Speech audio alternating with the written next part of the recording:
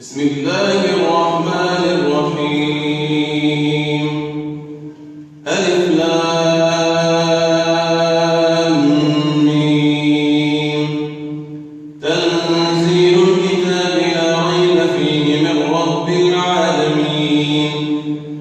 أم يقولون افتراه بل هو الحق من ربك لتنذر قوما ما أتاهم من نذير من قبلك لعلهم يهتدون.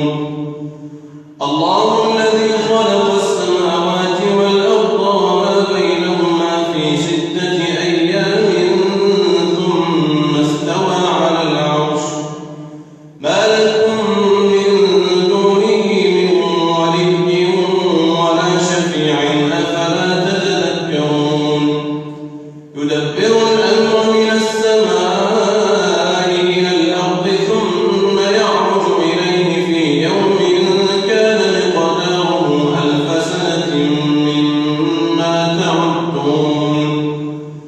ذلك عالم الغيب والشهادة العزيز الرحيم الذي أحسن كل شيء خلقه وبدأ خلق الإنسان من طين ثم جعل نسله من سلالة من ماء مهين ثم سواه ونفخ فيه من روحه وجعل لكم السمع والأبصار والأفئدة قليلا ما تشكرون. وقالوا أإذا ضللنا في الأرض أإنا لفي خلق جديد بل هم بلقاء ربهم كافرون. قل يتوفاكم ملك الموت الذي وكل بكم ثم إلى ربكم ترجعون. ولو ترى إذ المجرمون ناكسوا رؤوسهم عند ربهم ربنا أبصرنا وسمعنا فارجعنا نعمل صالحا إنا موقنون. ولو شئنا لآتينا كل نفس هداها ولكن حق القول مني لأملأن جهنم من الجنة والناس أجمعين.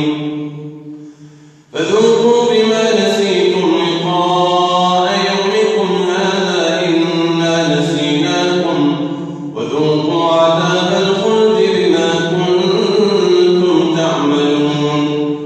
إنما يؤمن بآياتنا الذين إذا ذكروا بها خروا سجدا وسبحوا بحمد ربهم وهم لا يستكبرون. تتجافى جنوبهم عن المضاجع يدعون ربهم خوفا وطمعا ومما رزقناهم ينفقون. فلا تعلم نفس ما أخفي لهم من قرة أعين جزاء بما كانوا يعملون. أفمن كان مؤمنا كمن كان فاسقا لا يستوون. أما الذين آمنوا وعملوا الصالحات فلهم جنات المأوى نزلا بما كانوا يعملون. وأما الذين فسقوا فمأواهم النار كلما أرادوا أن يخرجوا منها أعيدوا فيها وقيل لهم ذوقوا عذاب النار الذي كنتم به تكذبون. ولنذيقنهم